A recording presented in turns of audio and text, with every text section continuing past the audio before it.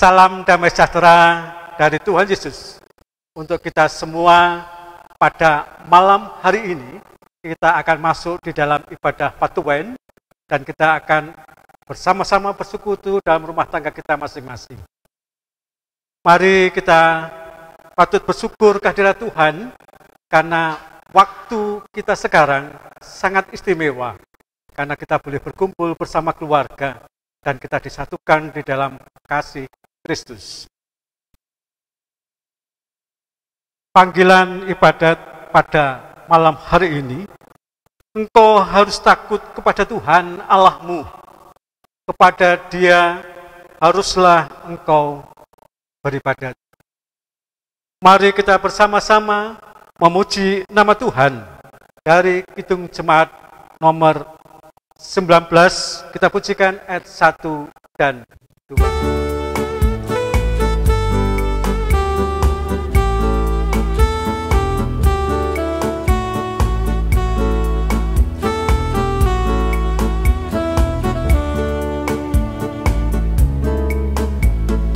Tuhanku Yesus, Raja alam raya, Allah dan manusia, Kau ku kasihi, Kau junjungan, ku bahagia, ku yang bakal.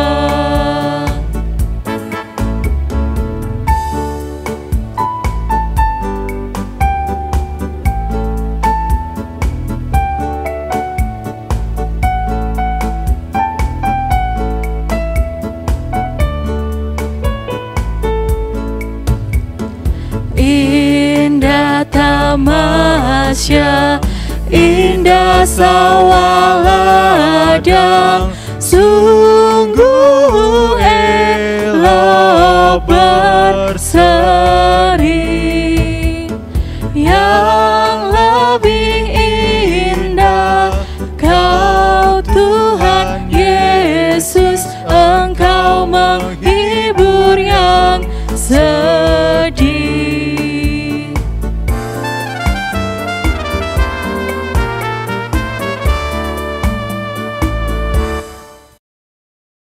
Mari Bapak, Ibu, dan saudara terkasih, sebelum kita bersama-sama merenungkan firman Tuhan, kita memohon kekuatan dan pertolongan dari Tuhan.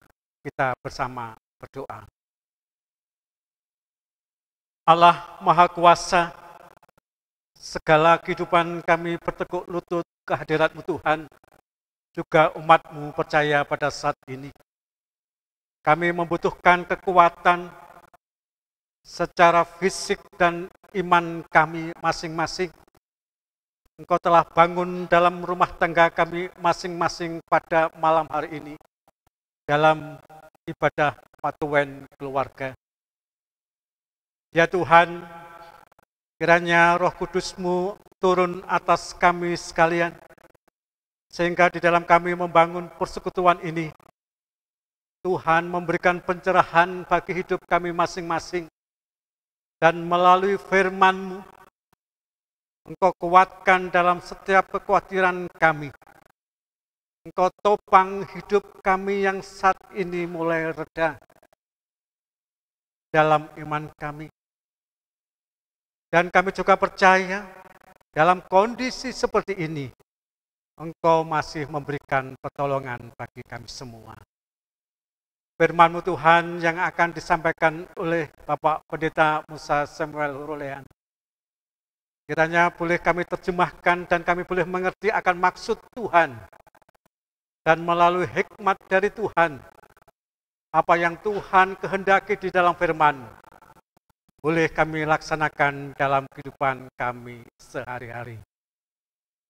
Terima kasih Tuhan, Kau pimpin awal sampai selesainya di dalam ibadah Patuwen keluarga pada malam hari ini. Boleh berjalan dengan lancar atas kehendak-Mu Tuhan Yesus. Amin. Saudara kekasih Tuhan, mari bersama-sama kita membaca bagian firman Tuhan yang menjadi dasar perenungan bersama di saat malam hari di dalam ibadah di keluarga masing-masing. Kisah Para Rasul pasal 6, kita bersama akan membaca ayat ke-8 sampai dengan ayat yang ke-15, yang demikian sabda Tuhan. Dan Stefanus yang penuh dengan karunia dan kuasa mengadakan mujizat-mujizat dan tanda-tanda di antara orang banyak. Tetapi tampillah beberapa orang dari jemaat Yahudi yang disebut jemaat orang Libertini. Anggota-anggotanya jemaat itu adalah orang-orang dari Kirene dan dari Alexandria, bersama dengan beberapa orang Yahudi dari Kilikia dan dari Asia. Orang-orang itu bersoal jawab dengan Stefanus, tetapi mereka tidak sanggup melawan hikmatnya dan roh yang mendorong dia berbicara. Lalu mereka menghasut beberapa orang untuk mengatakan, kami telah mendengar dia mengucapkan kata-kata hujat terhadap Musa dan Allah. Dengan jalan demikian, mereka mengadakan suatu gerakan di antara orang banyak serta tua-tua dan ahli-ahli Taurat. Mereka menyergap Stefanus, menyeretnya dan membawanya ke hadapan mahkamah agama. Lalu mereka memajukan saksi-saksi palsu yang berkata, orang ini terus-menerus mengucapkan perkataan yang menghina tempat kudus ini dan hukum Taurat. Sebab kami telah mendengar dia mengatakan bahwa Yesus orang Nazaret itu akan merubuhkan tempat ini dan mengubah adat istiadat yang diwariskan oleh Musa kepada kita. Semua orang yang duduk dalam sidang mahkamah agama itu menatap Stefanus, lalu mereka melihat muka Stefanus sama seperti muka seorang malaikat. Begitulah sabda Tuhan yang diperdengarkan bagi kita semua. Tentunya kita yang berbahagia adalah kita yang mendengar, merenungkan, dan melakukan sabda Tuhan di hidup kita setiap saat. Amin. Mari jemaat kekasih Tuhan, sebelum kita mendengarkan firman Tuhan, bersama-sama kita memuliakan Tuhan dari Kidung Jemaat 52.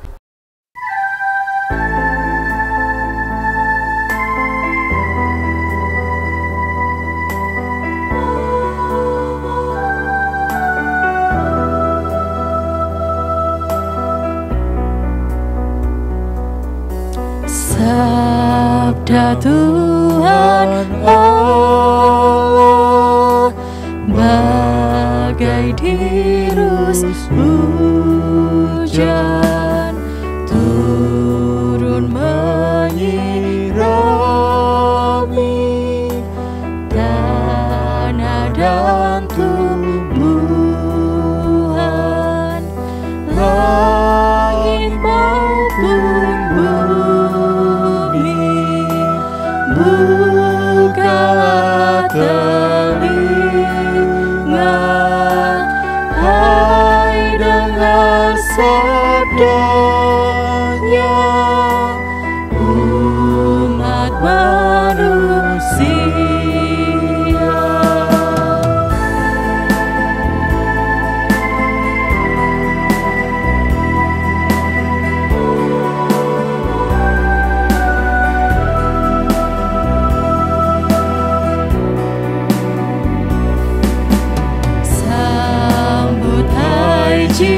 Jiwaku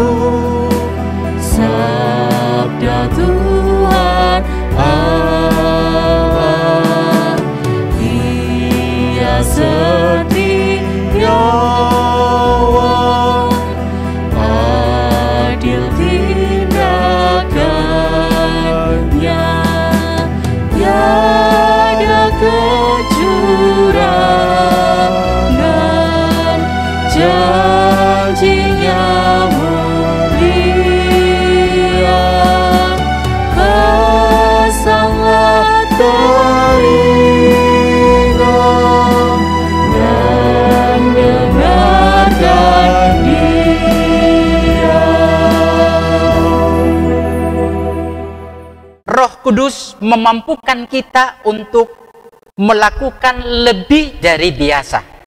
Kekasih Tuhan, di hari ini kita bersama-sama belajar tentang sosok Stefanus yang mengabdikan dirinya sepenuh di dalam tuntunan Roh Kudus untuk melakukan apa yang menjadi kehendak Tuhan.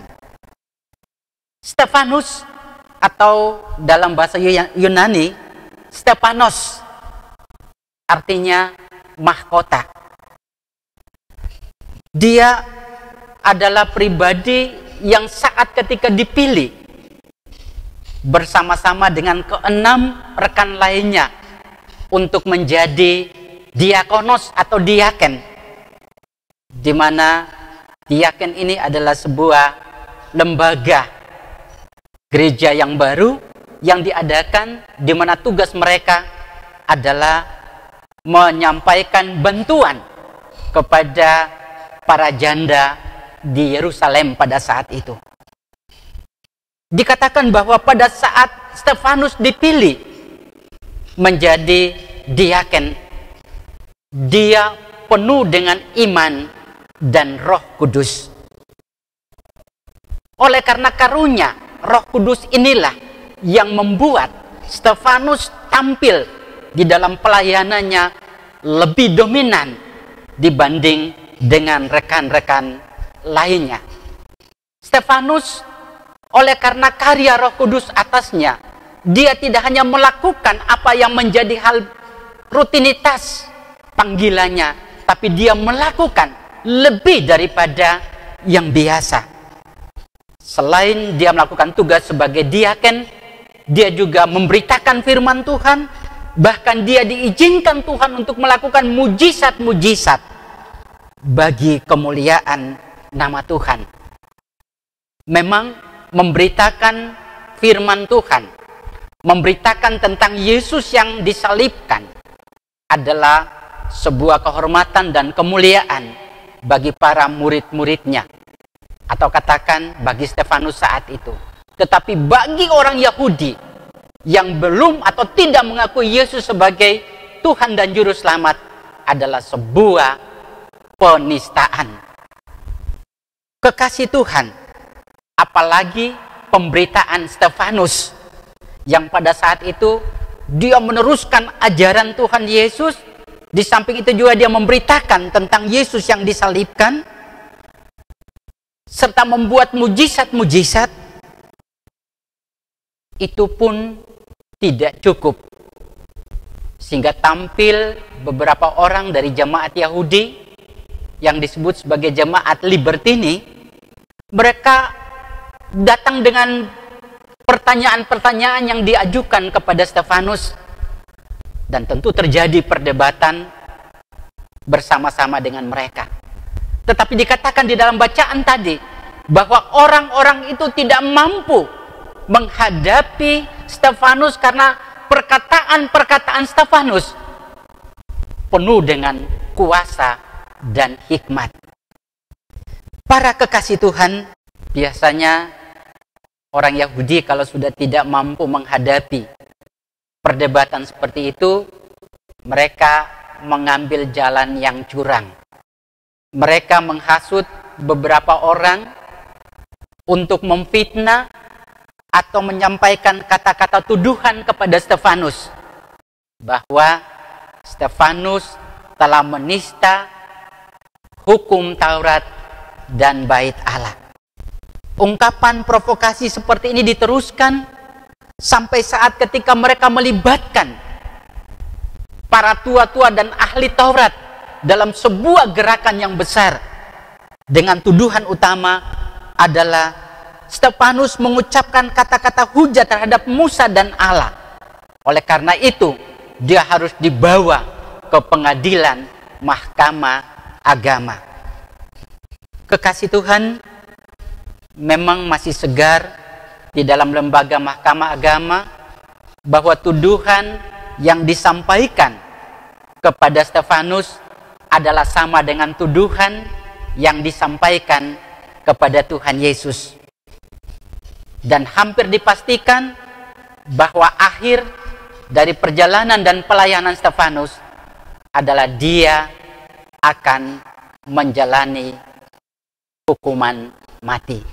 Namun Bapak Ibu Saudara kekasih, bagi Stefanus sama sekali dia tidak takut. Dia tidak gentar untuk menghadapi semuanya. Bahkan dengan penuh sukacita dia bersyukur kepada Tuhan. Kenapa? Karena dia diberikan kesempatan untuk menikmati penderitaan yang pernah dialami oleh Tuhan Yesus. Sekalipun tidak seberat yang dialami Sang Guru. Bapak Ibu Saudara-saudara kekasih, apa kira-kira yang kita petik dari sosok Stefanus di dalam pelayanannya? Dikatakan tadi bahwa Stefanus ini oleh karena iman dan Roh Kudus yang menuntun kehidupannya, maka dia melakukan pelayanannya lebih daripada apa yang dipercayakan kepadanya. Bagaimana dengan kita, para anggota majelis jemaat, pendeta, penatua, diaken, pengurus komisi, pokja-pokja, pamong anak remaja, pengurus kelompok, dan sebagainya. Kalau kita memberikan diri kita dituntun oleh kuasa Roh Kudus, maka pasti kita akan melakukan lebih daripada sekedar yang ditugaskan kepada kita. Apalagi di masa-masa di mana semua peran dan aktivitas keseharian kita diistilahkan dirumahkan. Bekerja di rumah, beribadah di rumah, belajar di rumah, memuliakan Tuhan di rumah. Kegiatan-kegiatan semuanya dikatakan dirumahkan. Pertanyaannya, bagaimana peran-peran kita? Kita di rumah bukan diam, tetapi di rumah kita bekerja. Di rumah kita melakukan peran-peran kita yang dipercayakan. Jika Roh Kudus menuntun kita, kita memberikan hidup kita dituntun oleh Roh Kudus, maka Dia akan memampukan kita untuk melakukan lebih daripada apa yang dipercayakan kepada kita. Pamong pasti tidak tinggal diam, membiarkan anak-anaknya. Tentunya KPPW juga demikian. Tentunya KPAY, pengurus-pengurus semua pasti akan berperan. Bagaimana caranya untuk kita bisa tetap membangun komunikasi dengan saudara-saudara kita atau mereka yang ada di dalam atau di bawah tanggung jawab kita. Di dalam peran atau dalam konteks keluarga, ketika kita dituntun dan dikuasai oleh Roh Kudus, maka kita akan mampu menjadi suami yang tidak sekedar mencari nafkah bagi istri, bagi keluarga, tetapi kita diminta untuk menjadi suami yang menjadi perhatian, penuh kasih sayang kepada keluarga.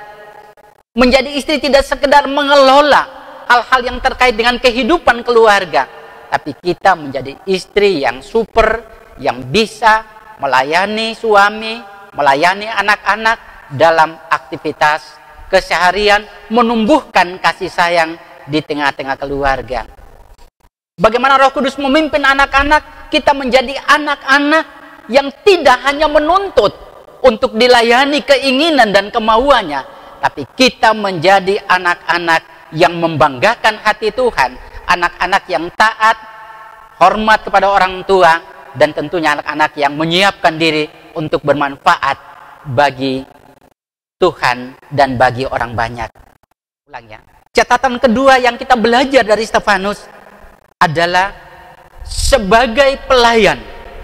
Ketika kita sudah optimal melakukan apa yang menjadi panggilan kita, kita menyampaikan firman Tuhan, tentu dengan dituntun oleh Roh Kudus kepada mereka yang mendengarkan.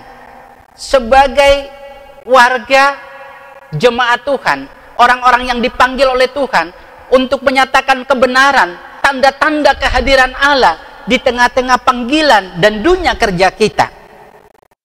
Ketika kita sudah melakukan optimal, namun apa yang kita lakukan itu direspon, orang tidak senang dengan kita, mungkin orang mengucilkan keberadaan kita, orang tidak suka dengan kehadiran kita, maka saudaraku, itu bukan hal yang baru.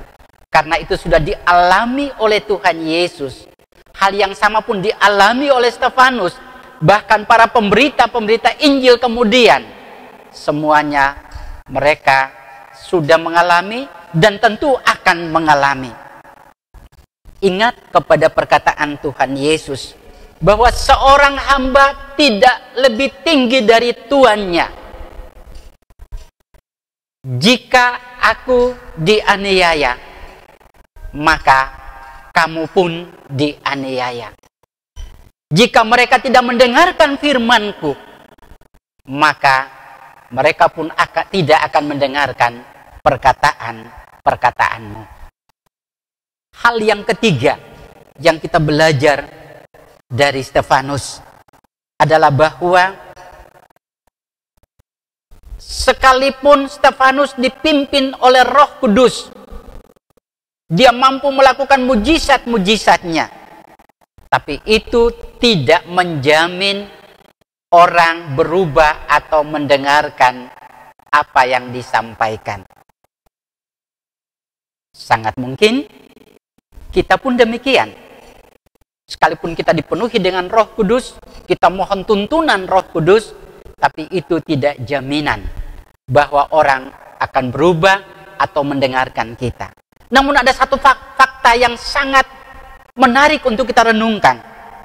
Bahwa ketika Roh Kudus bekerja, kalau tidak untuk mereka yang mendengarkan, maka Dia bekerja mengubah kita sebagai pemberita Injil.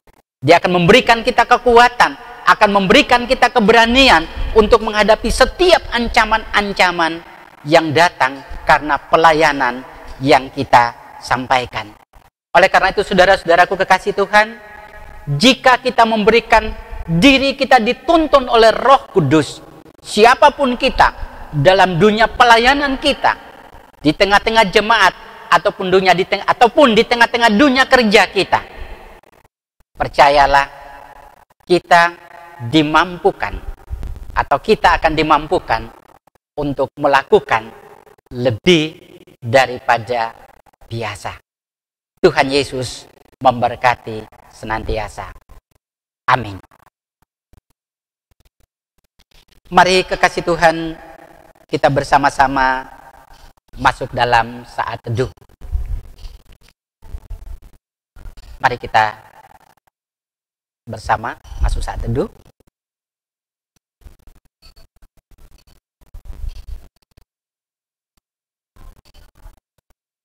Saat teduh kita akhiri bersama kita memuliakan Tuhan dengan kidung jemaat 438.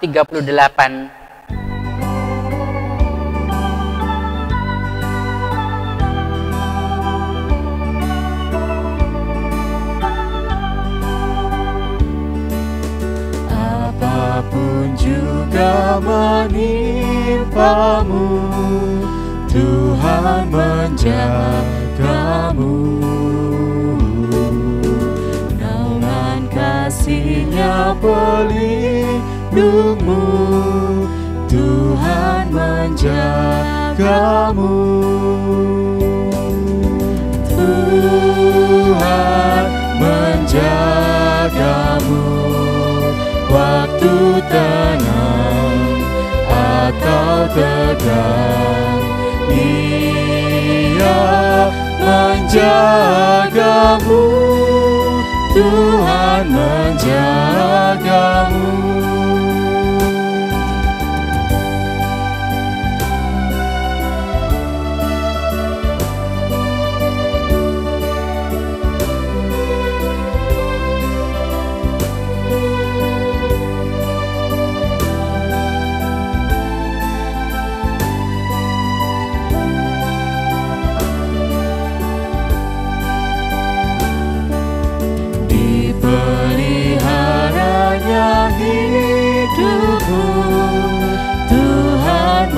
menjagamu dan didengarkannya doamu. Tuhan menjagamu, Tuhan menjagamu waktu tenang atau tegang. Ia menjagamu, Tuhan menjagamu.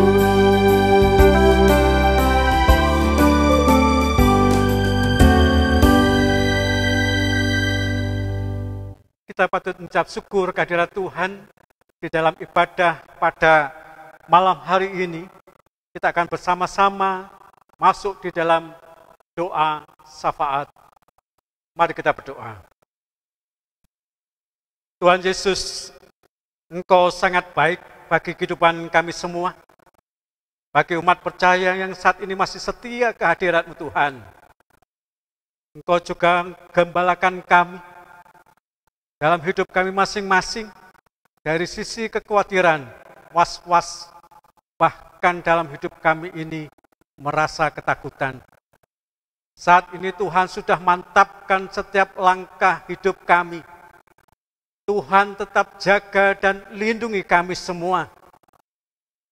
Oleh karena itu Tuhan, kami juga berdoa secara khusus untuk bangsa dan negara kami. Segala tugas dan tanggung jawabnya di dalam memerangi COVID-19 pada saat ini Tuhan. Pandemi yang saat ini boleh mengkhawatirkan hidup kami semua orang percaya.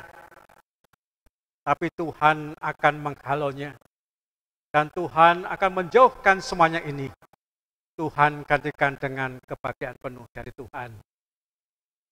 Tuhan Yesus, kami juga berdoa seluruh umat-Mu yang saat ini juga rindu di dalam persekutuan bersama. Tetapi dengan kondisi yang tidak memungkinkan, Engkau tetap mengasihi mereka satu persatu dalam rumah tangga mereka. Kami juga berdoa Tuhan untuk anak-anak kami yang saat ini harus belajar di rumahnya masing-masing dan tinggal bersama-sama keluarga. Engkau tetap jaga dan lindungi anak-anak kami. Engkau berikan roh kebaikan bagi mereka Tuhan. Bersama orang tua, boleh Engkau didik orang tua dan anak-anak kami menjadi anak yang baik. Seluruh warga jemaat-Mu yang saat ini rindu, GKJW Jemaat Pare Tuhan, yang pelayanan-pelayanan secara khusus hanya boleh kami lakukan secara online, tapi kami percaya tidak mengurangi segala kekudusan-Mu. Kami juga berdoa Tuhan, setiap penderita pandemi ini yang saat ini dalam proses perawatan, Engkau segera berikan kesembuhan. Para medis, dokter, dan semuanya yang terlibat, Engkau berkati mereka juga Tuhan dalam kesehatannya, juga dalam keluarganya.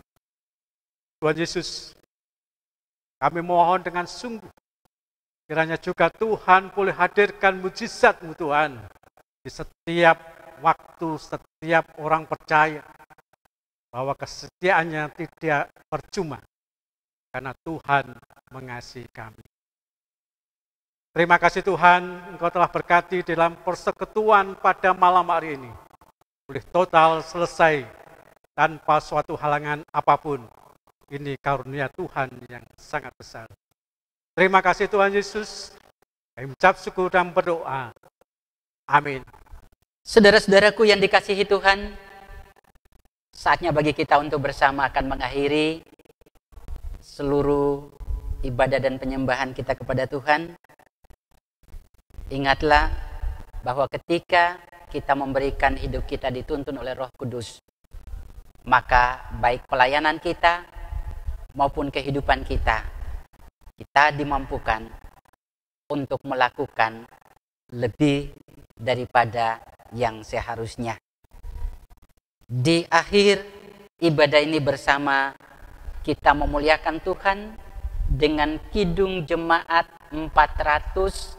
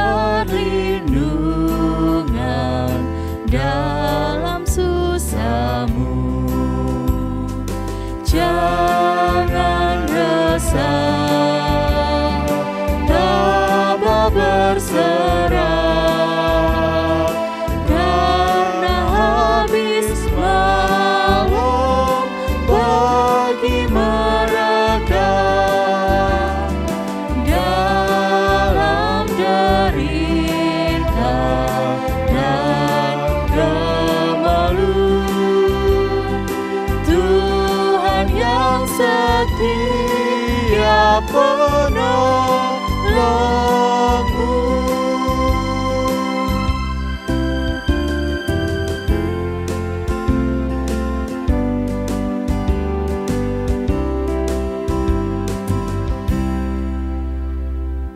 Saudara-saudaraku, arahkanlah hati, pikiran dan hidup saudara kepada Tuhan, dan bersama kita mohon berkat dari Tuhan. Damai sejahtera Allah senantiasa menyertai kehidupan jemaat sekarang dan selamanya. Amin.